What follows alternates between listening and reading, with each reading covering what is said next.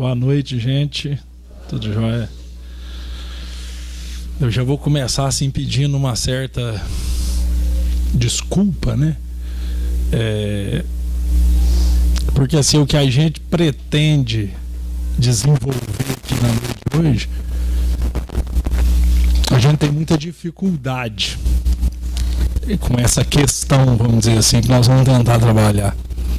Então eu peço para vocês assim, ter muita assim, paciência mesmo comigo, vibrar bastante para mim, ficar rezando e eu dar conta de desenvolver essas questões, porque nós estamos chegando a um ponto que, se nós não dermos esse passo, que é o que a gente vai tentar dizer aqui agora, nós vamos ficar emperrados no processo evolutivo nosso. E que na realidade o Evangelho, né, que significa boa notícia, e depois todo o desdobramento dele na doutrina espírita, né, todo assim essa questão tão assim analítica e profunda que os espíritos fizeram conosco para que a gente entendesse esse Evangelho. Evangelho significa boa nova, né? Boa nova significa boa notícia.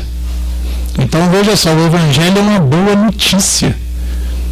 E como Jesus disse para Bartolomeu, Bartolomeu era aquele espírito triste, deprimido. Era um dos discípulos ali de Jesus, mais assim, mais assíduo. Era aquele que acompanhava o Cristo em tudo que ele fazia.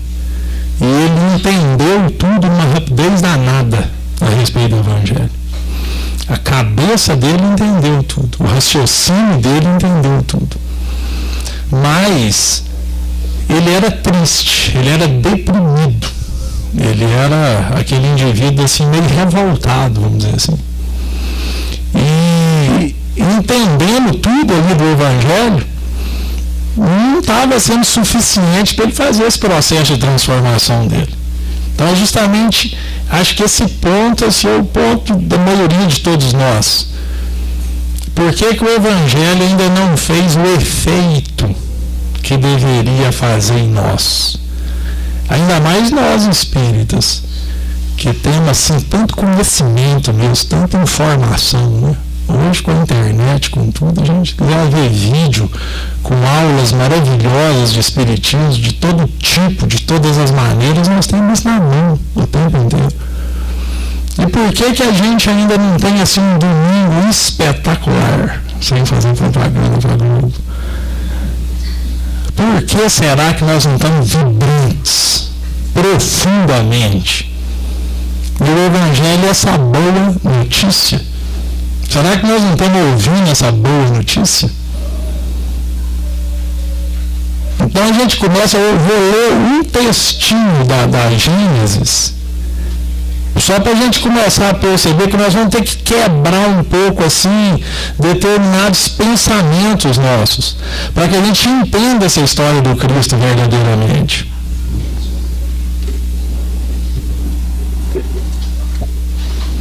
Olha essa frase, assim, quando eu li essa frase eu fiquei meio encabulado com ela. A consciência lhe traça a rota. A lei divina lhe está gravada no coração. E ao demais, Deus lhe a lembra constantemente por intermédio de seus messias e profetas e de todos os espíritos. Mas veja só, a consciência está no coração. Consciência no coração. Mas coração não é só uma bomba que bombeia sangue?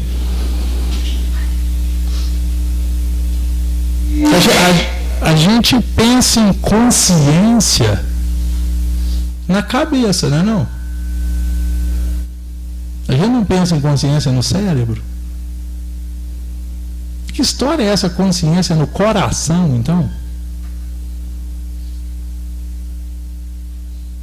Pensa bem, já não podia nem pensar para perceber a consciência, né? Eu estou fazendo uma pergunta, né? Quem que tende a responder? Vocês estão elaborando um monte de pensamento aí, então?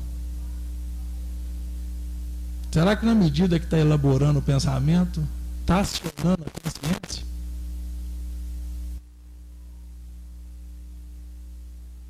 Pensem nisso. Como é que será isso, então? O texto não está errado. No Evangelho tem 6 lugares que fala que a consciência está no coração.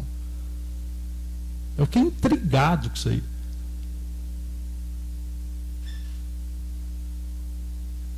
E eu ficava intrigado também como é que Jesus conversava pouco tempo com os apóstolos e resolvia o problema. A Boa Nova é o livro que eu mais li na minha vida. Deve ter lido umas 60 vezes, sei lá quantas assim. Fazia o Evangelho ali lendo em voz alta desde menino. Eu li aquele, né, porque aquilo ali é uma assistência fraterna aos apóstolos. Os apóstolos têm conflitos e iam lá conversar com Cristo. E Jesus ia ali, atendia eles e resolvia o problema deles. Pensa bem, como é que é isso, hein?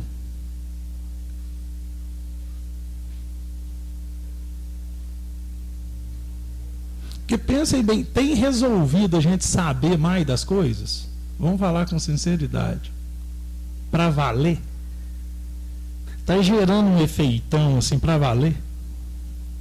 Tem hora que a gente escuta determinadas ideias até fora do campo religioso, não são ideias inteligentes, que gera até uma certa noção das coisas.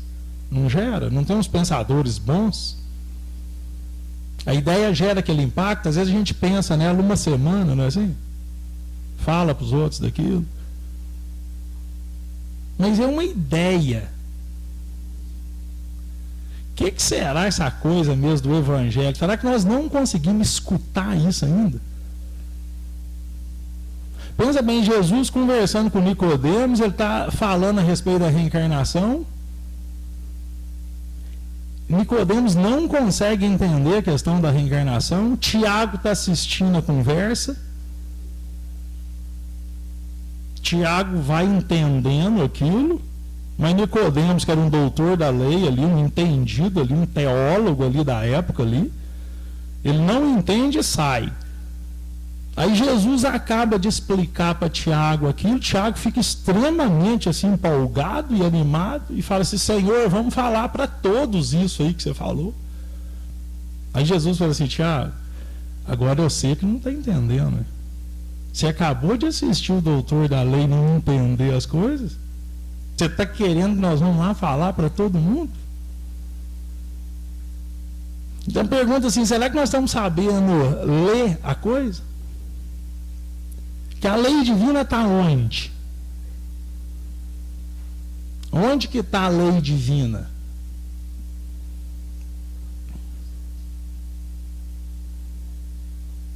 Ela não está no livro, né, gente? O livro simplesmente nos lembra que ela está na nossa consciência. Agora, o que será o Evangelho, então?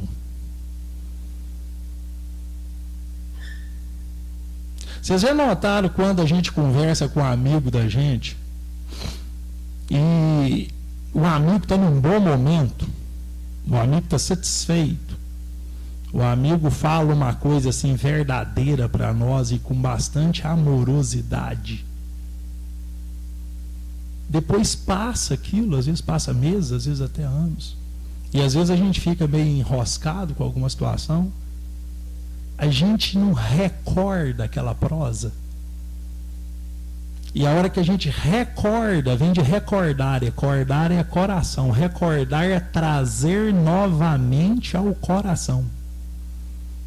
Quando a gente recorda uma prosa boa de um amigo que nos ajudou ali numa situação e gerou aquele vigor em nós, às vezes aquela conversa fez a gente tomar uma decisão diferente, a gente ficou às vezes um ano posicionado diante daquela decisão com a prosa com um amigo nosso. Não é assim na prática? Que nós vamos precisar pegar o Espiritismo inteiro e contextualizar ele dentro de nós. Senão ele vai ficar de fora, ele não vai ficar de dentro. O Espiritismo é um lembretaço. O Espiritismo é um lembretão que não tem tamanho, que a lei está dentro de nós.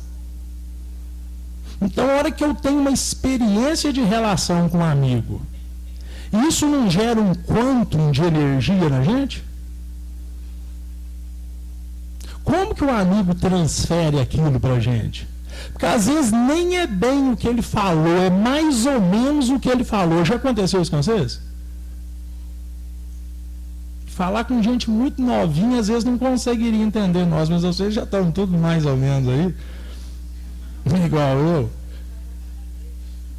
É ou não é? Às vezes a prosa com o amigo é até assim, a gente repete para o amigo o que ele falou para nós e a gente vê na cara dele que ele não falou aquilo para nós. A gente escuta o que ele não falou para nós. Eu estou viajando?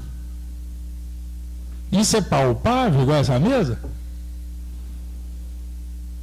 O que será isso? Tem Bluetooth em mim, no meu amigo? Tem, né? Tudo é cópia. Perispírito é uma senhora estrutura tecnológica. Veja o que acontece. A hora que a gente transfere por Bluetooth o que a gente tem de melhor para o outro, a gente turbina o outro. E quem é que capta essa coisa? É a cabeça, é a ideia? Se a gente quiser falar uma coisa realmente assim boa para alguém, a gente gosta do alguém, quer agradecer o alguém, a gente consegue botar em palavras? Verdadeiramente? Fica sempre deixando a desejar, não fica? A vibração não cabe em palavras. A vibração não cabe em ideias. Ela não cabe nem em livros. Imagina a vida inteira do Cristo. O que tem no Evangelho é uma parte ínfima. Imagina o dia de hoje. Quantas vivências, quantas experiências de relação que nós não tivemos hoje. Imagina quantas trocas vibratórias hoje. Imagina os pensamentos que vocês tiveram hoje. Se todos os pensamentos que vocês tiveram hoje representam o que vocês viveram hoje,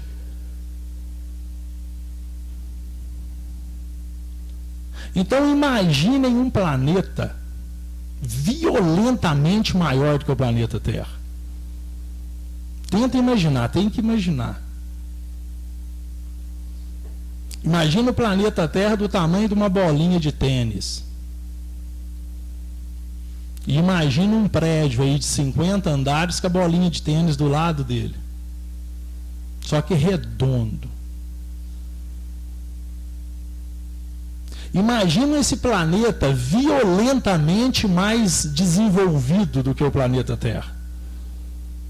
Imagina mais aí 500 anos de planeta Terra aqui para frente. Imagina qual iPhone que vai ser daqui a 500 anos. iPhone 2350. Vamos lançar o 8 agora, não é isso? Imagina a maneira de transportar no nosso aqui daqui a 500 anos. Imagina um planeta desse jeito lá. Imagina as casas desse planeta, como é que vai ser? Imagina a maneira de comunicar de um planeta desse, violentamente mais avançado. Imagina a dimensão mesmo. Se a gente andar, por exemplo, de Varginha a Salvador de carro, quem já foi a Porto Seguro, fica lá, né? Deve dar uns 1.100 quilômetros mais ou menos. É um território grande, não é? Mas imagina que nós estamos na bolinha de tênis, num país entre dois estados vizinhos. Agora imagina uma coisa estrondosamente maior. Imagina os espíritos que compõem esse planeta. Imagina os lastros de afeto que tem entre esses espíritos. Imagina quantas milhares de encarnações aqueles espíritos e essa construção em conjunto desses espíritos. Imagina o Cristo desse planeta. Aquele Cristo que é um pai verdadeiramente para aqueles espíritos. Porque são espíritos que iniciaram a trajetória no reino nominal nesse planeta. Imagina o sentimento de paternidade que esses espíritos não têm com esse pai. Imagina o desenvolvimento fluídico que existe na estrutura perispirítica desses espíritos. A gente vê que a forma nossa já mudou um tanto agora nesses últimos 30, 40 anos. Eu falo assim, não tem gente feia mais. Não é assim? Imagina o avanço que não vai se dando em todos esses aspectos. E imagina essas inter-relações multimilenares desses espíritos num planeta igual esse, extremamente avançado, extremamente grande. E imagina que tem uma turma nesse planeta lá que é uma turma danada. Que é uma turma teimosa. Que é uma turma que tem uma cabeça de ouro, mas tem o pé de barro. Imagina nós lá nesse planeta e de repente a gente desencarna lá na nossa casa, nesse planeta estrondoso. Imagina a última encarnação minha nesse planeta. A hora que eu desencarno lá na minha casa futurística, casa maravilhosa, e eu sou tragado por um planeta miúdo. Eu sou puxado para um planeta petitinho, lá nos confins do mundo. Imagina a dor que esses espíritos não sentem. A hora que você larga todos os seus lastros de afeto para trás, num planeta desse, e não tem remissão. Imagina o sentimento de orfandade, que eu vou perder aquela influência daquele Cristo ali em cima de mim. Dá para imaginar a dor? E os meus fluidos ficam para trás, meu perispírito muda. O que acontece com o psiquismo de um espírito desse? Ele é estilhaçado pela dor. Implode o psiquismo a hora que ele percebe esse processo. E é exatamente nessa hora, exatamente nesse processo que a gente encontra o quê? A gente encontra um carcereiro amoroso. A gente encontra com um Cristo que especialista no ineditismo do recomeço. Um Cristo especialista em almas que faliram. Mas um Cristo que tem essa especialidade. Esse enfermeiro solícito. E aí o que ele faz? Ele recebe um a um de nós nesse planeta. E a maneira de um agricultor, quando a gente quer plantar uma gleba de terra para valer, para ficar bem plantado, o que a gente faz com o solo?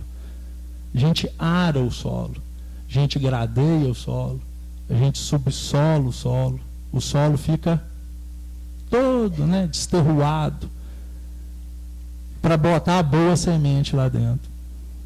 E o que acontece? Esse Cristo Jesus, esse espírito extremamente amoroso, ele planta dentro do psiquismo de todos nós, de novo, um padrão de comportamento novo.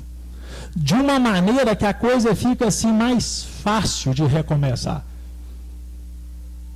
E esse espírito, o que acontece? Ele promete para nós que na medida que a gente reconstruir esse psiquismo, espíritos carentes de servir, espíritos que precisam da oportunidade do trabalho, anjos decaídos, almas quase prontas, que devido a esse psiquismo hipertrofiado e esse coração ainda apagado, necessitam de um processo doloroso dessa monta, por amor do Pai. Porque a dor tem a função de fazer o quê? descondicionar o psiquismo nosso. Quando a gente está com dor, a gente não fica mais maleável. Quando a coisa está feia, a gente não fica mais amável. A gente não fica mais manso. Então esses espíritos, eles recebem oportunidade nova num planeta novo, onde as horas eram mais lentas, onde a natureza era mais abundante, onde a densidade psíquica era menor para dissipação dos nossos fluidos mentais enfermos. E a gente entra exatamente ali numa circunstância que eu vou poder servir muito, que eu vou ajudar na estruturação de uma civilização nova e de uma raça nova. E esse Cristo promete que a hora que a gente estivesse estruturado novamente, ele viria em pessoa no planeta. E direta ou indiretamente, ele ia transferir, ele ia fazer com que a gente recordasse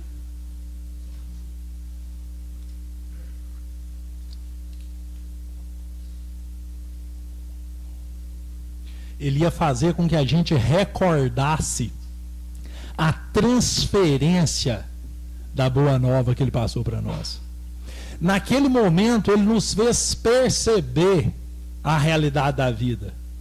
Naquele momento, ele fez a gente sentir a existência do Pai e de Deus. Da maneira que, quando eu relaciono com um amigo, eu sinto uma vibração mais elevada do que o padrão. Essa vivência que a gente teve com essa pessoa que nós levantamos aqui inicialmente, ela é suficiente para nos gerar um impulso novo. Imagina a experiência de relação com Cristo, Jesus, no caso. E ele incrusta em nós um programa, é como se fosse um software.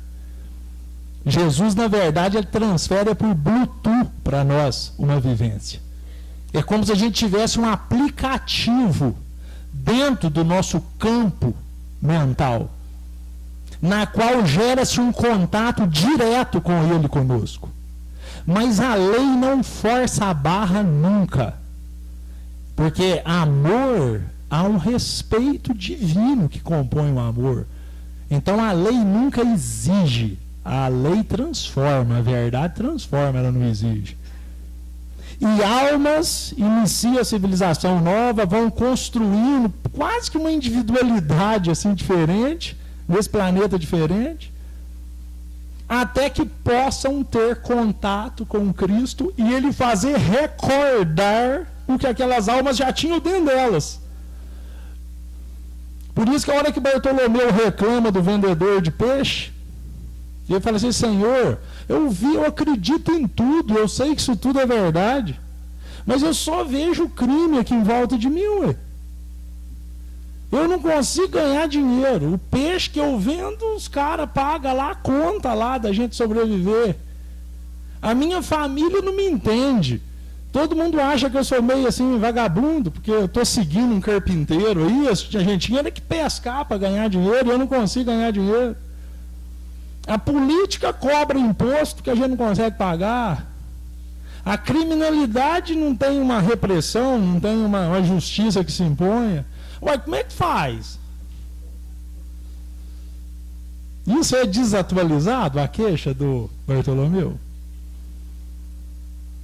Aí Jesus chega para ele e fala assim: Bartolomeu, qual que é o melhor negócio do mundo? É um negócio que o dinheiro que o indivíduo ganha, muitas das vezes sacrificando a energia de outros irmãos, ele vai ter que arcar com as consequências disso. O dinheiro que às vezes vem exagerado vai gastar as próprias energias deles, abreviando a vida física deles. Você acha que esse negócio aí é melhor do que o negócio que você está nele, que é um negócio divino? Que é trabalhar o reino de Deus no coração do homem e fazer com que as almas desenvolvam e atinjam a felicidade permanente com o Pai? O que você acha, Bartolomeu, que é melhor? Aí eu falo assim, mas e a minha família? A única pessoa que me entendia, ela era minha mãe.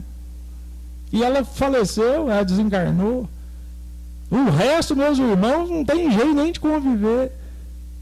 Eu falei, senhor Bartolomeu, quem é que você acha que tem mais alegria para dar para quem? Os seus irmãos para dar alegria para você, o seu pai, que nasceu nessa cultura patriarcal, fechada, embutida, um pensamento tacanho? Ou você, Bartolomeu, que está em contato com toda essa gama de conhecimento, Bartolomeu? E aí o que acontece com o Bartolomeu? Naquele dia, né, ele muda completamente o estado íntimo dele. E que eles estavam conversando em Cafarnaum, ele morava em Dalmanuta, né, e segundo a narrativa de Humberto Campos, ele sai lá, já era noite, eles estavam na casa de Pedro nesse momento que Jesus conversa com ele, e ele vai em direção a Dalmanuta, e naquela noite ele enxerga as estrelas completamente diferente, ele escuta o mugido de um gado lá diferente, ele escuta o barulho da noite completamente diferente, e ele tenta lembrar o que ele estava, que eram as aflições dele. Só que ele lembra o que afligia ele, mas ele não sente a aflição. Ele lembra, mas não sente. Humberto Campos fala assim, Bartolomeu achou estranhíssimo, porque aquilo não tinha importância mais para ele. Estava lá a família difícil, os cobradores de peixe do mesmo padrão. Ele entra na casa dele, já, né, de madrugadinha, o pai esbofeteia ele, essa que é a narrativa, ou seja, toma uns tapas do pai. O pai bota ele para fora de casa. Ele mal deu um cochilãozinho e ele vai pescar com toda a alegria do mundo. Naquele dia, os compradores de peixe achou a coisa mais estranha do mundo. Aquele homem revoltado, enervado, deprimido, desanimado. Vocês já viram alguém assim? E esse indivíduo desanimado e revoltado, com uma alegria que não tinha tamanho. Entendeu tudo, entregou os peixes do jeito que era necessário, lá vibrou com aquilo, ele encanta os compradores de peixe, encanta todo mundo e jamais ele perde esse vigor. Olha para vocês verem essa transferência. Provavelmente Bartolomeu era aquele espírito que várias encarnações vinha com dinheiro. Várias encarnações, tinha posses, tinha uma condição social mais adequada, porque, veja só, as forças externas que mexem conosco é onde que a gente tem as limitações nossas. Inclusive as famílias são com os mesmos padrões. Por que os irmãos Bartolomeu queriam que ele trabalhasse? Todo mundo com o mesmo padrão dele. Então queria que ele ficasse no serviço da pesca ali, não inventando moda de rezar e de andar atrás de carpinteiro. Então ele estava exatamente naquele caldo de parentes que tem os mesmos reflexos dominantes que ele próprio. E ele sofre a consequência do próprio padrão dele, porque no fundo ele concordava com o pai mesmo. No fundo estava certo, tinha que trabalhar para ganhar dinheiro. Que história é essa? A dinâmica do Bartolomeu roda em cima de uma posição social melhor, de uma situação mais adequada. Mas o que acontece? Olha que o Cristo trata do problema estrutural da personalidade dele. O Cristo não trata da superfície. Se eu tenho um problema que é um cano furado na minha parede, não adianta eu passar a massa corrida todo dia e uma tintinha. Eu dou uma reforminha, mas no dia seguinte a placa de massa corrida está solta. Eu tenho que ir lá no furo. Se Jesus tivesse dado uma empresa de pesca para Bartolomeu, botado ele num casão, eles iam começar a fazer festa lá no final de semana, a família ia ficar satisfeita com ele, estava tudo certo. Mas não trata aquela personalidade espiritual, não trata aquela que é a essência dele. Por isso que parece que a dor não tem sentido. Parece que Deus está esquecendo ali do Bartolomeu. Agora pense em nós, que as forças externas que têm dominado a gente, o que desanima nós?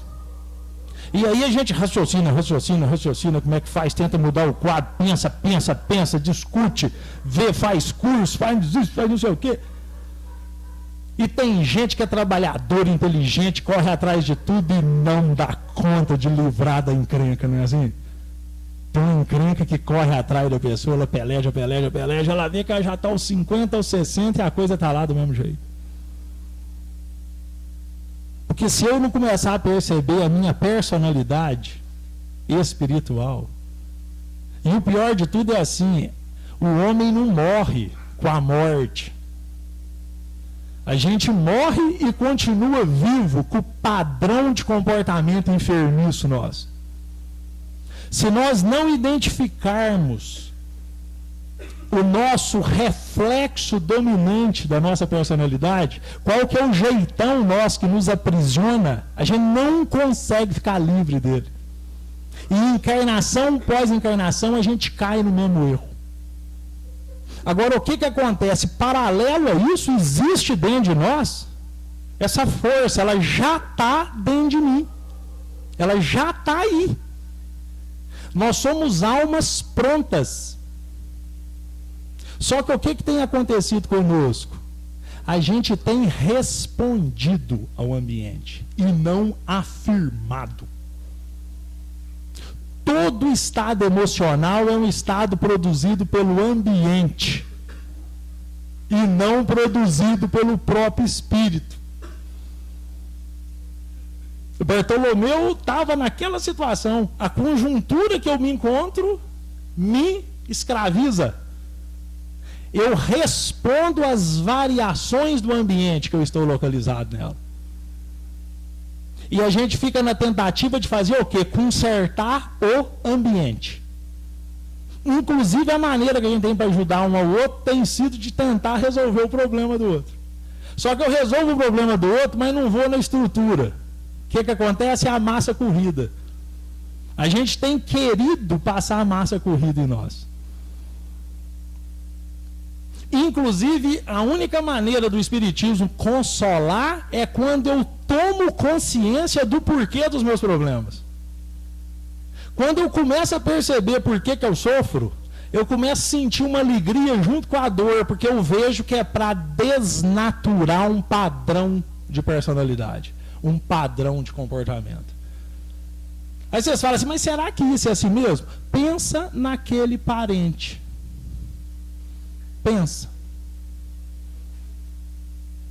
Pensa naquele parente e veja como que ele comporta. Tem um programa dentro de nós que faz a gente rodar aprisionado. Ou não? Que cansa a gente, não cansa?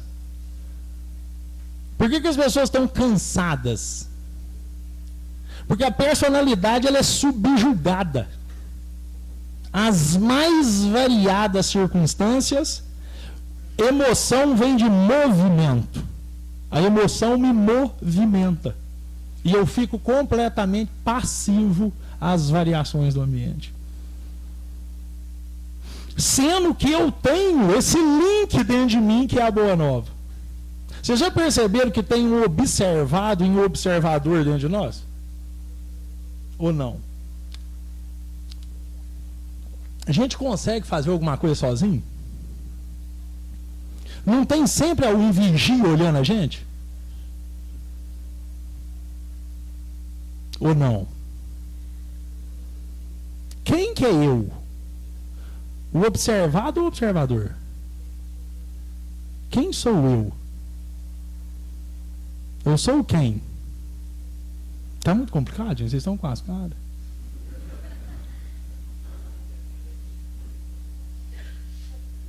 Vai força, não deixa o sono, não deixa nada pegar, não, porque o ambiente faz isso, a conjuntura, o domingo.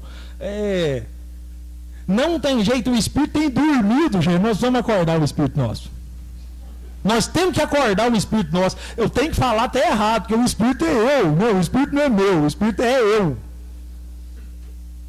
Essa é a dificuldade. Olha para vocês verem, se eu conseguisse me expressar pela consciência, a noite seria iluminada, porque eu ia turbinar o seu estudo aqui. Só que o que acontece? A inabilidade ainda faz o homem ter que tentar gerar raciocínios e argumentos. Então perceba esse observador. E esse observador, ele ou não tem? Vocês têm observador dentro de vocês? Tem mesmo? Vocês ficam satisfeitos assim de eu estar falando assim do observador? Vocês não estão, tem observador. Vocês acham que vai melhorar as coisas aí de fora nas próximas décadas? Vocês acham? Essa esperança assim.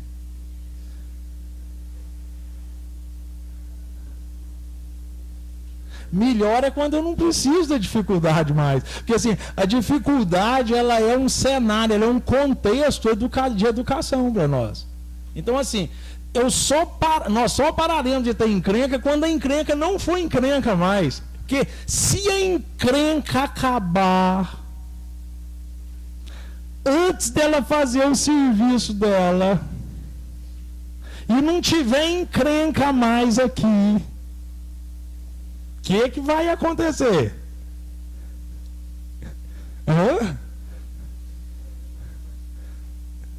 Cristo Geraldo, especialista em almas da segundo recomeço. Nós temos que entender que as dificuldades nossas, elas não são dificuldades, elas são oportunidades. Nós temos que entender que tudo isso que está do lado de fora e a gente acha que está difícil, não tem nada de difícil. É a única salvação para nós. Agora, se eu não começar a acreditar nisso, se eu duvidar disso, nós não vamos romper com essa obnubilação que o homem faz no espírito. Eu acho linda aquela frase: o sangue resgatou o espírito. Agora, o espírito tem que resgatar o homem da matéria. Olha que frase, né? Ela é espetacular, não é? O espírito tem que resgatar o homem da matéria. 150 anos isso já está escrito lá. Como que eu vou resgatar o homem que eu sou da matéria se eu não acordar a consciência? Se eu não botar a consciência para rodar? Na verdade, a consciência, gente, é o link com o Cristo. Nós temos que tirar o Cristo urgente do altar. Nós temos que tirar a cruz urgente do nosso peito. Jesus é um espírito. E ele tem um aplicativo aí que nós acionamos ele. Se nós conversamos com uma pessoa lá no Japão, com o WhatsApp, a hora que nós quisermos, nós não vamos ter um aparato mental que dê para conectar com a força? E esse ano eu fui suco para plantar café lá, eu contratei um trator com GPS, e o trator tem um piloto automático. O tratorista entrou lá dentro do trator, digitou lá 3,60 m. Eu estava com um menininho meu de 3 anos de idade comigo, entrando na cabine, um tratorzão bonitão, com ar-condicionado e tudo, sentei lá com ele. Ele digitou, acelerou e o trator começou. Vá. Fui lá, peguei a trena, saí medindo para ver se estava certo, igual eu fiz de outras vezes, não tinha nem graça. Porque não precisava ir assim, um suco, depois você fazia o outro do lado dele. Não, você podia sair correndo lá no final do terreno, fazer um de lá, outro daqui, encaixa tudo. Fica tudo perfeito. Agora, pelo amor de Deus, é um trator. Pelo amor de Deus, é um satélite que o homem inventa, que fica girando a 11 mil km/h em órbita. Um satélite artificial tem essa velocidade. Precisa de 3, 4 ou 5 de uma vez só para posicionar direito. E a margem de erro, ele falou assim, não, eu estou pagando por mês. Agora a margem de erro é de mais ou menos 0,3 a 0,6 centímetros. Quando a gente não paga, aí você pega os trem mais ou menos, aí vai até 5 centímetros. Agora, aí o meu menino estava olhando aquilo tudo, não sei o quê, e ele não é bobo, ele olhava assim, o trator andando sozinho, vinha daqui, vai de lá, aquele negócio e tal. Aí no final, ele chegou e perguntou bem baixo, pai, quem que está dirigindo? Aí eu olhei bem pra cara dele, falei, Pedro, que pergunta que você fez? E aí a minha ficha caiu. A A hora que o Pedro chegou para mim e perguntou assim, pai, quem está dirigindo? Aí eu lembrei, foi da Maria de Magdala. Eu lembrei mesmo, gente, lá na roça. Maria de Magdala chega para Cristo e fala assim, Senhor, eu entendi tudo que você falou, mas eu não tenho jeito de participar desse reino. Eu sou filha do pecado. Nessa cultura aqui, ó, ninguém me aceita como marido, não tem jeito de eu ser mãe, não tem jeito de eu fazer nada, eu estou frita. O que eu faço? Jesus fala assim, 2 coisas, Maria. Olha a simplicidade, 2 coisas. Fidelidade a Deus. O que é fidelidade a Deus? Faça o que você deve fazer, não o que você quer fazer. Fidelidade a Deus. E confiança em si mesmo. Acredita em você e seja fiel a Deus. A dinâmica que a vida te pôs, você faz. Acabou, você está nesse reino. Ela fala assim, mas Senhor, se eu não der conta, renuncia, Maria. Renuncia a quê? Renuncia o que você deseja fazer e faça o que você deve. Ele reforça a fidelidade. Ela fala assim, mas como é que eu começo? Né? Vamos dizer assim. Eu queria ser mãe. Porque o problema da Maria estava na área da sexualidade, da maternidade, né? Ela era cortesã de luxo. Onde que está o nosso tormento, está o nosso talento. Onde que a gente erra feio é onde que a gente é forte. Por isso que erra feio, porque é forte. E aí a Maria de Magdala olha bem para o Cristo e ele faz a pergunta igual o Pedro me fez. Maria, quem tem mais mérito? A mãe do filho da própria carne ou a mãe do filho da carne de outra? Aí a eureka. Você, nossa. Aí a consciência acorda.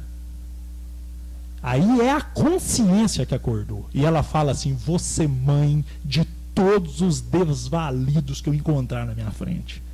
E ela inicia um processo completamente novo, com todo o olhar gélido que Pedro gera para ela, porque ela estava dentro do quarto da casa do Pedro junto com Jesus, e o Pedro, aquele moralista, morrendo de raiva lá de fora. Então a hora que o Pedro me pergunta, ô pai, quem está dirigindo esse trator, pai? O Pedro me fez eu pensar nisso. O Pedro falou, meu Deus do céu, se um GPS toca um trator aí de 3 toneladas, será que o Cristo não me toca? Será que eu não tenho o link? Será que o link já não está dentro de mim? Será que eu estou querendo esperar mais coisa? E aí depois, há poucos dias, agora eu fui lá de novo, o trator estava fazendo outro serviço lá, o Pedro falou assim, pai, olha lá que trator que o céu toca ele. Desse jeito. Eu falei, Pedro, realmente, os Ananias vai lá na estalagem atrás da gente. Igual foi com Paulo. O que acontece com Paulo de Tarso? O psiquismo do Paulo de Tarso hipertrofiado, uma personalidade extremamente bem formatada. Um indivíduo que nasce ali numa família de classe média, estuda na melhor universidade que existe ali naquela época, Tarso, todo conhecimento de Atenas foi transferido para Tarso ali, ainda estudava teologia junto com aquilo. Um indivíduo com muita saúde, muito saudável, com aparência de primeira, o top ali. O que esse indivíduo faz com a característica de personalidade dele? O reflexo dominante, o que pulsa nele é arrogância, presunção, prepotência. Só que não adianta eu querer analisar o meu reflexo dominante dando nome para ele. Eu tenho que sentir o pulsar dele. A personalidade, ela responde. Tem hora que vocês não falam uma coisa para o marido ou para a mulher, vocês falam assim, nossa, estou com o saco cheio de falar isso, não é assim? Mas não fala, não sai. A gente fica escravizado com aquilo e o indivíduo não dá conta de lidar com o processo, ele fica preso nele, não há alforria. E o que acontece com Paulo? Quanto mais o carpinteiro fazia as coisas lá, mais revoltado ele ficava, porque ele tinha que defender a lei de Deus. Olha, Ele era o defensor de Moisés. E ele, para melhorar a vida de todo mundo ali, essa era a intenção dele. Ele mata, né? Ele mata o Estevão com requinte. Ele manda fazer uma roupa para cada delegado, que era o indivíduo que tinha um mérito em cada sinagoga, usar uma roupa que cada um desse ia jogar uma pedrada no Estevão. Só que ele dá pedrada no cunhado dele. E a hora que tem todo o desfecho, ele e Abigail ali, né, num átrio lá do ambiente que eles fizeram, todo o processo ali da punição a Estevão. Estevão abençoou o casamento, né? Abigail lá naquele momento ali de morte ali, fala que ela casaria com Paulo para Estevão. Estevão moribundo, morre, não morre. Estevão fala assim: eu abençoo o casamento de vocês. Saulo é bom. Quando ele defendeu Cristo com a mesma força que ele defende Moisés, ele vai fazer muito. E ele fica louco, porque o Paulo enxerga aqui, assim, mas de onde que tira essa força? Como é que um homem desse nessa situação tira essa força? E ele não dá conta, porque o que ele fala para ela? Eu que não caso com você. Como é que eu vou casar com a irmã desse criminoso? E ele ainda empurra e bota ela para correr lá. Gasta 8 meses para arrepender.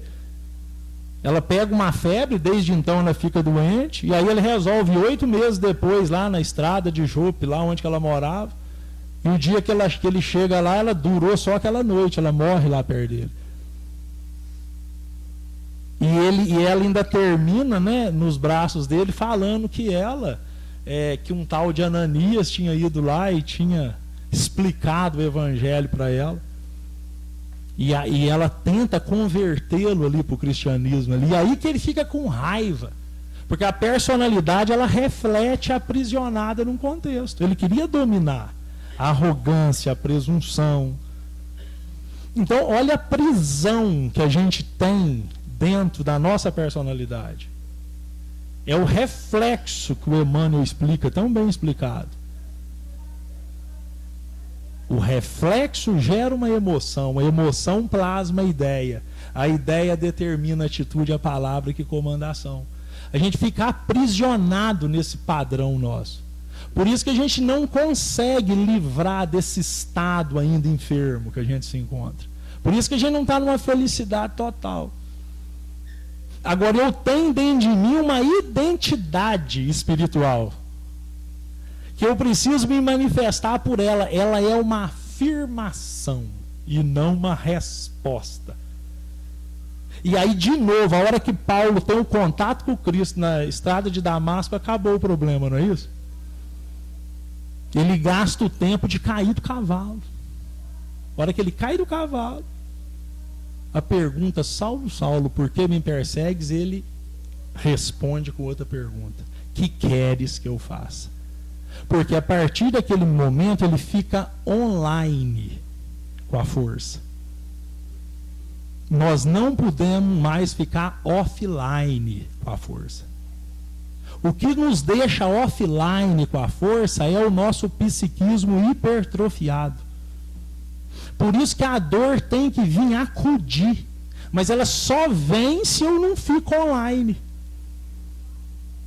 Se eu fico online, acabou. Se o trator anda. E é por isso que o Cristo vem com essa simplicidade com Maria: seja fiel a Deus. Se você fazer o que você deve, acabou. E tenha confiança que você dá conta disso. Porque se a gente, agora nós precisamos acreditar nisso. Se nós não acreditarmos nisso, nós não vamos dar espaço. Fica assim, ó, a minha fala hoje ela não tem conteúdo. É por isso que eu falei que é um desafio. Eu já pedi desculpa antes de começar. É porque é extremamente pessoal esse processo. Só que nós estamos totalmente prontos. Se eu conseguisse fazer isso melhor, eu transferia para vocês a boa notícia.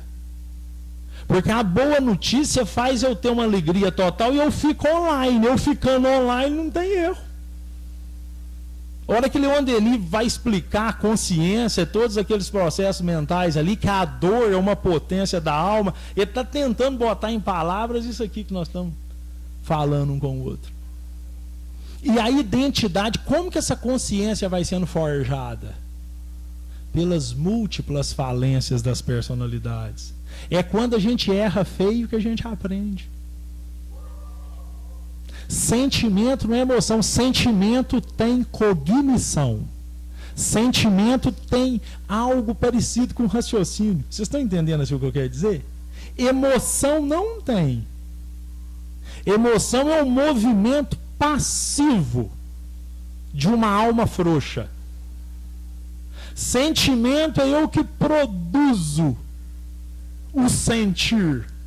Eu que produzo o sentir.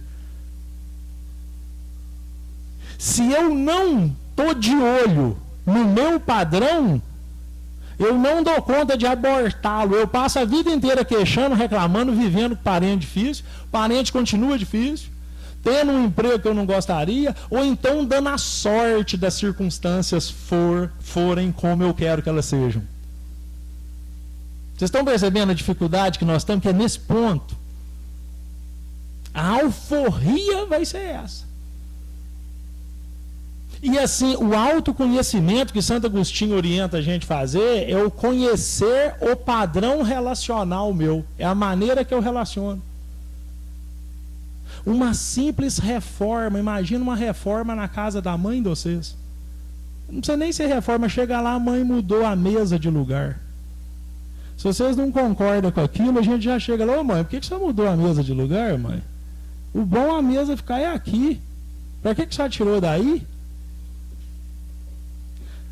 A gente não percebe, por exemplo, que a mãe tem o direito de mudar a mesa de lugar, tirar a mesa da casa, fazer errado do jeito que ela quer, porque não há um respeito ali, é a persona que responde. Não é a identidade espiritual. Então, a hora que eu entro na casa da minha mãe e a sala não está do jeito que eu queria, eu tenho que tomar consciência e mandar no meu campo mental.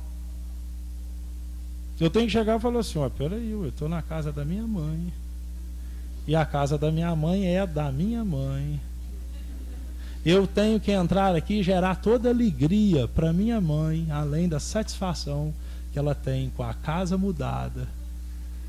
E o tempo que eu ficar aqui, eu tomo consciência de todo o fluxo que sai de mim e eu compartilho a boa nova com a minha mãe. Vocês estão entendendo a simplicidade do processo? Vocês estão entendendo que essa consciência está mais pertinho do que está aparecendo? Nós não precisamos ser estudiosos de psiquismo humano para perceber a nossa tomada de consciência. Tomar consciência não é ter consciência. Tomar consciência é eu tomar posse de mim.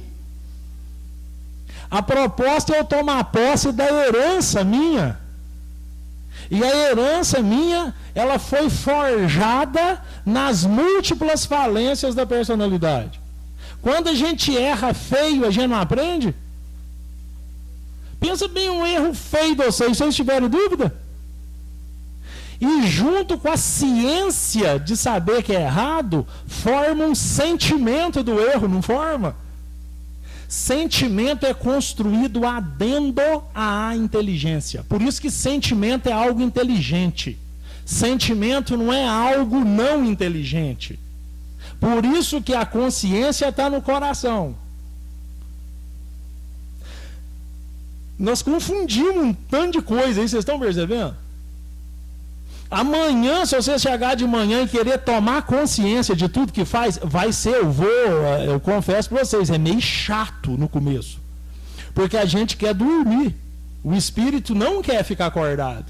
Eu não percebo o pulso que sai de mim. Quantas das vezes eu falo por mim mesmo, eu estou fazendo algo para um filho que eu não fiz para o outro. O outro já ficou mais velho. E aí o outro vem e me reivindica. A mesma coisa, porque está assistindo eu fazer para o novinho. O que é o pulso meu? O que é isso? Olha o tamanho que você é. Não vem com isso não, não faz isso não. Você pode ser bobo. Quando a gente vai tomando consciência, vai assim, meu Deus do céu, eu não deixei ele montar a cavalo em mim. Aí eu deixo ele montar a cavalo em mim. Na hora que ele monta a cavalo em mim, eu crio um lastro com ele, com uma montada de cavalo de 2 minutos, faz um filho aproximado a gente anos-luz. Vocês estão percebendo? Agora, veja só, são conceitos que não são da inteligência. Se vocês tentar pensar no que eu estou falando, dá tudo errado. Por isso que eu falei, nós vamos arriscar aqui hoje. Porque eu preciso contextualizar o conceito em mim. Então, reflexo de personalidade, não adianta eu falar assim, não, José, você é arrogante, presunçoso, agressivo. Isso não vai resolver nada. Eu preciso ver a bolha que sai a hora que eu chego diante de qualquer situação. Até o próprio desafio. Eu vou chegar aqui e vou falar para um monte de gente, coisas parecem que estão abstratas, o que eles vão achar de mim, como é que vai ser o meu domingo. Quem está com medo é o homem. Quem começa a responder a um contexto é o homem. A alma não é submetida à gravitação, a matéria não pega a alma. Vocês percebem? Agora, a perda de tempo é quando o espírito fica dormindo em cada ação mental dessa. A simplicidade, gente, é o requinte da complexidade. A coisa está muito mais perto do que nós imaginamos. Agora, eu tenho que agir por mim, não pela minha personalidade.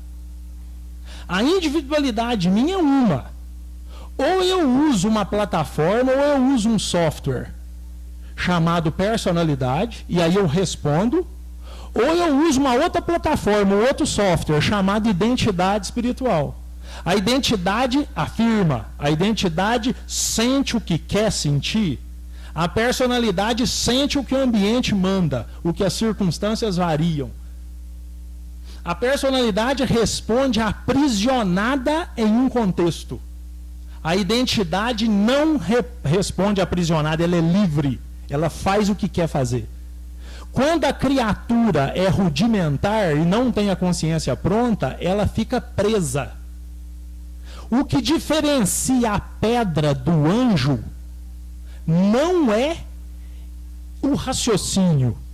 O que diferencia a pedra do anjo é a liberdade, é o livre-arbítrio.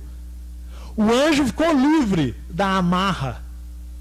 E enquanto eu não ando com as próprias pernas, eu sou conduzido pelas conjunturas ambiente da minha própria estrutura íntima. Estão entendendo o que eu quero dizer? Agora, a dificuldade minha é não conseguir compartilhar a boa nova. Eu tinha que fluir pela identidade, não pela personalidade. O que eu estou fazendo até agora é fluir pela personalidade. Por isso que tem hora a gente vê palavras simples de pessoas no dia a dia e gera um impacto na gente aquilo. Porque o indivíduo está tomado de consciência. O que ele está falando é pela consciência e não pela personalidade. E o problema, se eu não percebo o reflexo dominante da minha personalidade, aí eu fico presão na amarra. Tem 1 milhão de corrente filosófica de educação falando a mesma coisa aqui que nós estamos falando aqui. Só que o espiritismo abre esse campo desse tamanho para nós. O indivíduo tem que sair da heteronomia para entrar na autonomia. O que é heteronomia? O ambiente que manda em mim, não eu no ambiente. Então, enquanto eu acho um parente custoso, eu preciso ter parentes custosos. Não adianta ele morrer, tem que vir outro. Pode ter certeza, vem em série. E graças a Deus que vem, porque se não vier, tem que ir para um lugar que tenha. Vocês estão percebendo? Eu não quero fazer terrorismo. Quem acha o serviço custoso, o custoso não é o serviço, o custoso é a limitação que eu tenho. Porque se eu sou amarrado num serviço um tempinho bom, né? Eu falo assim, quando a gente é criança, a gente escolhe o que quer fazer. Né? A gente faz o que gosta. Agora, quando a gente está mais velho, é melhor a gente gostar do que faz. Vocês entenderam a diferença? Porque é para mim estar amarrado ali naquele contexto. Então, as dificuldades que eu sinto é as limitações. A personalidade egoística ou orgulhosa, ela, qualquer variação, não saiu do jeito dela, eu levo impacto. Agora, veja só, eu tenho uma potência maior, que é eu mesmo, que pode comandar esse processo. Vocês percebem?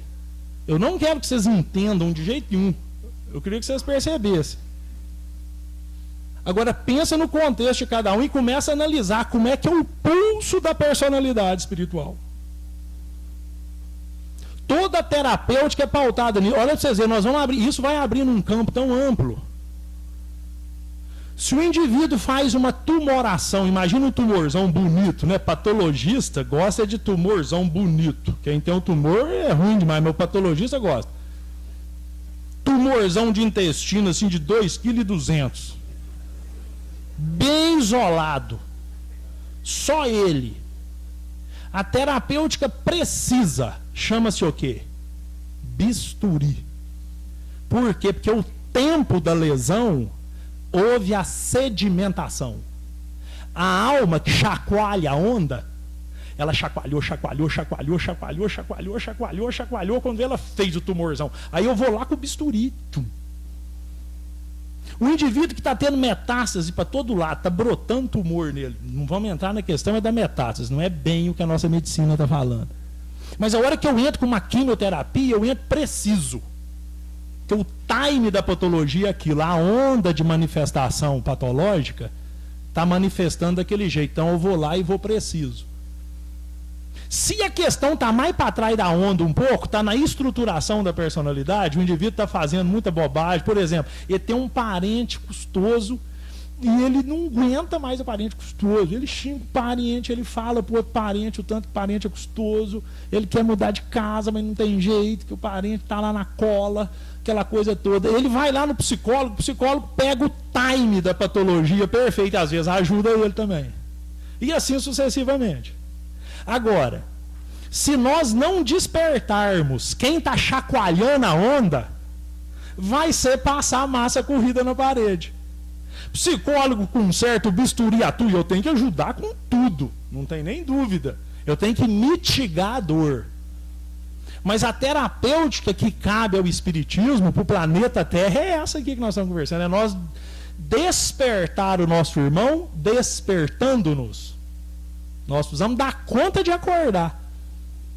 Então vocês estão percebendo? Agora, se eu tiver preguiça, que o homem está trabalhando igual louco, mas o espírito está dormindo, que é a consciência dele. Vocês percebem? Por isso que o Cristo conseguia tratar com aquela rapidez. O que nós gostaríamos de sair daqui é motivar cada um de nós a perceber esse pulso de personalidade. E fazer o corte necessário. Nós vamos precisar abdicar da construção de homem para que o espírito manifeste. É só assim que o espírito resgata o homem da matéria. Se eu não dominar a mim mesmo, não tem jeito. Maneira mais rápida de evoluir, conhece-te a ti mesmo. Então, assim, eu não quero que ninguém saia com elucubrações mentais daqui. Não tem a menor pretensão que você... eu vou falar... O que ele falou lá? Não sei o que ele falou lá. Não sei. O que ele falou lá? Palestra lá não tem nada. Palestra lá não tem nada. Eu não sei, sei lá o que é que tinha uma ressonância voltada para vocês, para nós. Não, porque nós estamos nisso. Se nós não fizermos essa liçãozinha aqui agora, nada é feito. Nós não vamos entender espiritismo em nada.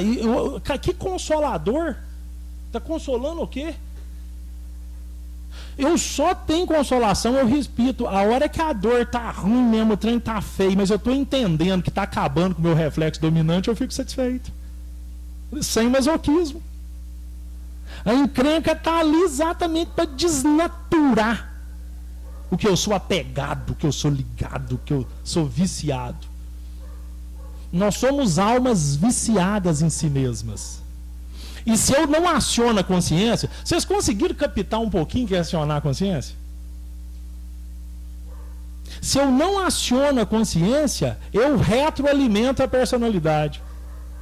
Se eu repito o ato mental, eu hipertrofio a persona. E eu não consigo ficar livre de mim mesmo. Então, a hora que eu tomo a consciência do ato, vamos na coisa simples. Eu entrei dentro da minha casa e a minha mãe trocou a mesa de lugar. A mesa que eu gosto dela, grandona, para todo mundo sentar. Minha mãe comprou uma mesa quadrada e agora não é daquele jeito. A hora que eu entro lá, vem o pulso. Ô mãe, só não pode fazer isso não. Eu não gostei não. Para que isso? A gente vai lá no domingo só.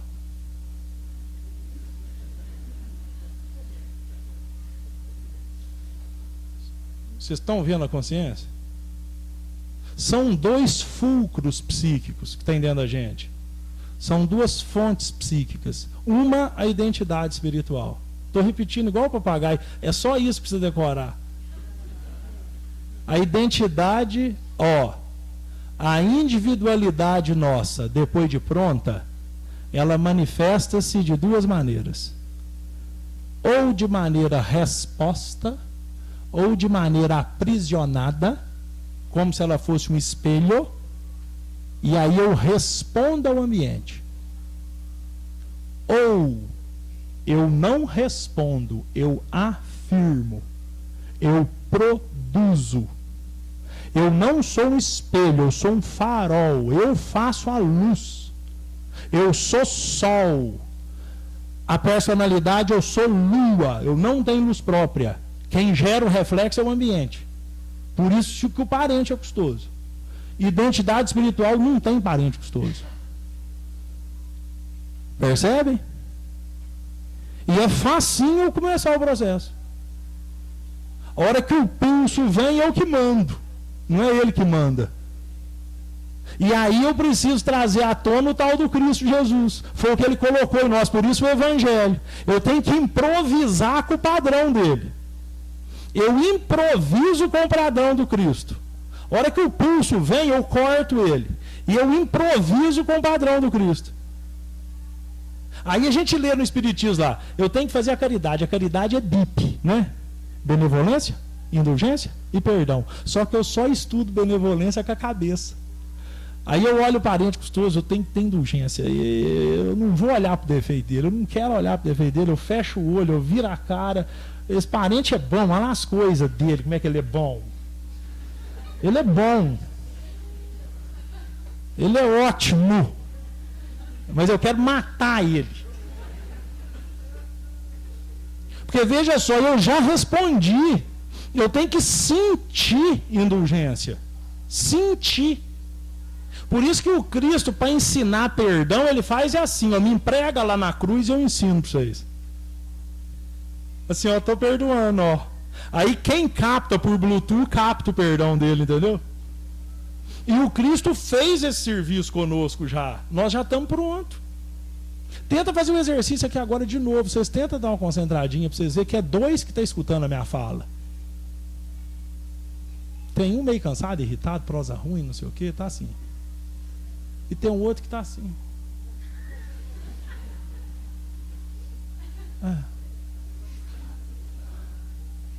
A consciência não delibera.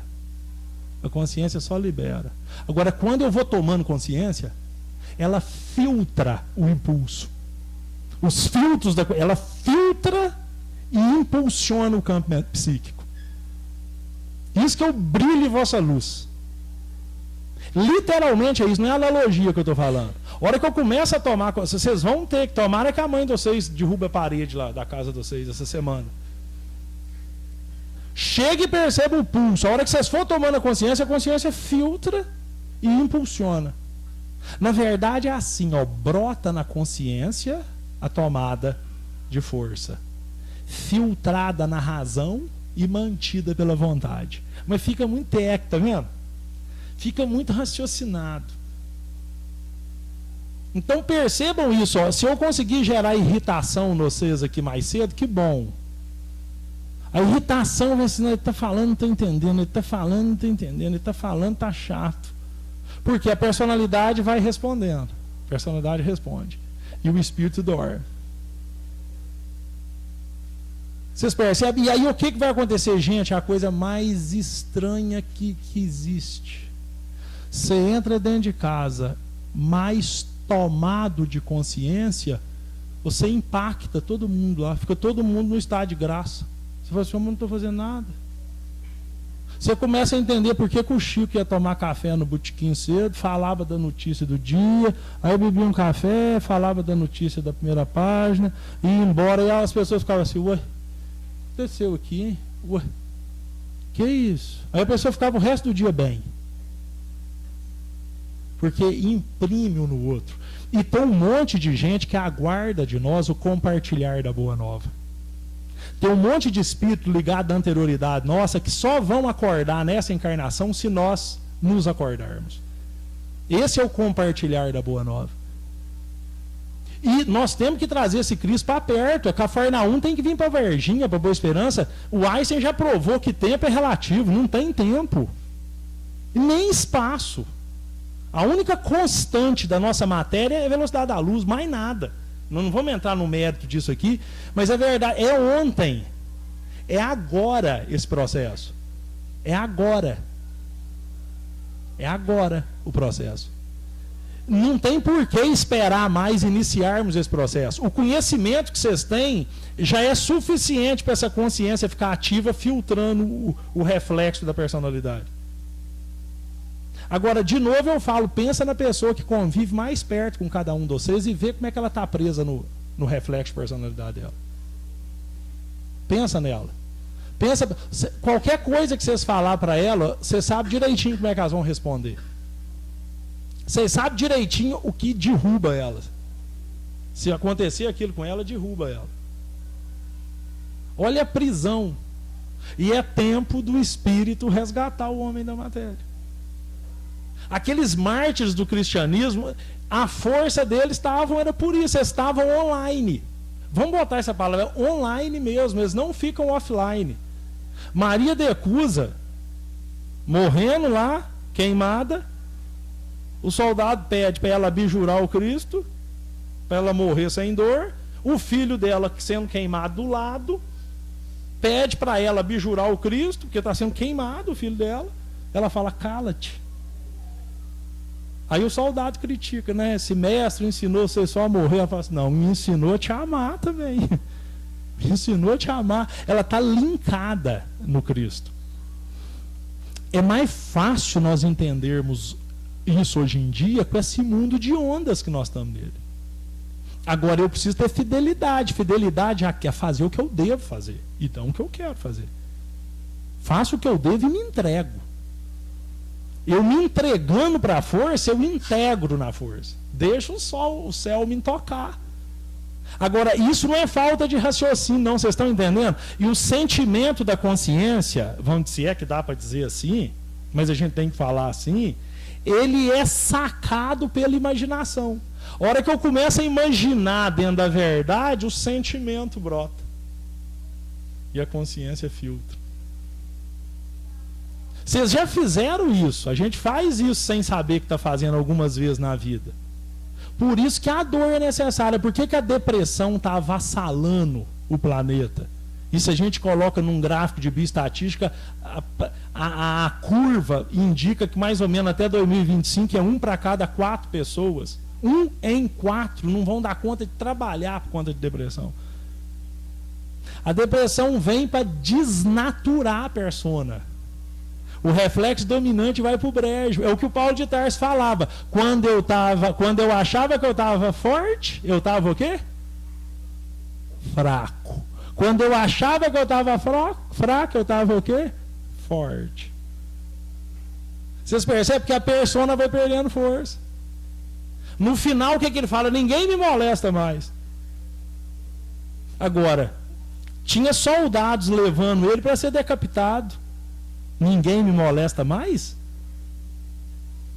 Ninguém me molesta mais porque o ambiente não me gera reflexos mais.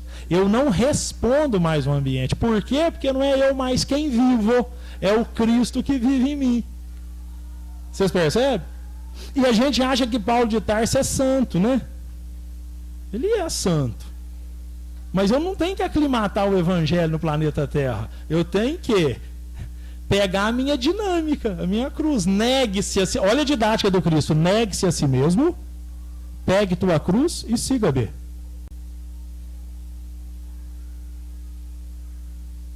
consciência. Tem que entender esse evangelho agora, gente. Se vocês deixar para terça-feira ou para amanhã, vai ficar esperando. Essa que é a delícia do processo. Eu vou embora para Boa Esperança agora. Se eu quiser ir conectado no Cristo, eu vou. Então meu pai do meu lado e vai nós dois, eu ligado no Cristo. A vida vai virando um repertório de alegria. É alegria em tudo. Eu acordo de manhã cedo, olho para aquela pessoa do meu lado, que está ali, no meu caso, sou casado, olho aquela pessoa ali e inicio a tomada de consciência. Aí vocês estão até rindo, nem estão falando nada daquela pessoa. Mas é. Porque às vezes a gente só abre a boca, abre o olho e começa, nossa, o que eu vou fazer isso? Como é que vai ser? Eu falo para vocês, eu tenho ido para consultório, eu não acho que eu estou indo. Eu não acho que eu estou numa rotina. Porque não há rotina nenhuma mais. Quando a gente só começar a perceber isso. Não há rotina, não há nada igual mais. Você só quer ver assim, nossa, eu estou tomando consciência, eu não estou tomando consciência, eu que estou mandando nesse negócio ou eu não estou mandando nesse negócio. E aí o que começa a acontecer? Você quer fazer só aquilo que te leva a isso.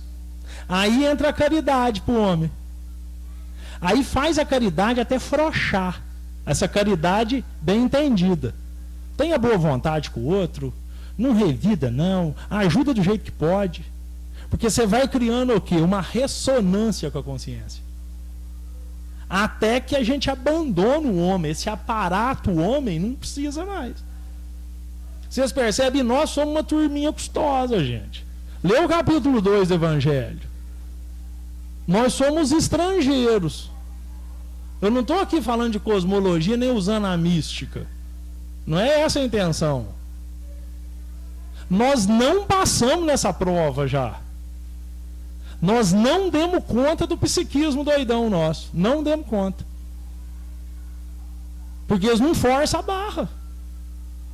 Então, assim, não acha que ninguém é chato, não acha que vocês estão em encrenca, não acha que vocês estão em trabalho errado, não acha que vocês estão na cidade errada, não acha que os políticos nossos estão errados. É uma maravilha o que está acontecendo com os nossos irmãos que têm esse trabalho no Brasil. Eles estão tendo a ajuda das personalidades de lirem. Na medida que as personalidades vão perdendo força, tem maior chance da identidade espiritual de cada um manifestar, entendeu? Porque difícil é ter uma personalidade forte. Todo tipo de genialidade, todo tipo de expressão, ela dificulta o espírito manifestar. Porque o indivíduo começa a achar que ele é o que ele representa, ou que as pessoas acham que ele representa, que ele é. Vocês entenderam o que eu disse? Olha como que está tudo certo. O Brasil é a pátria do Evangelho, sim. Desde que Ismael veio para cá, ué, nós estamos dentro do coração do planeta, para ver se nós amolecemos o nosso agora.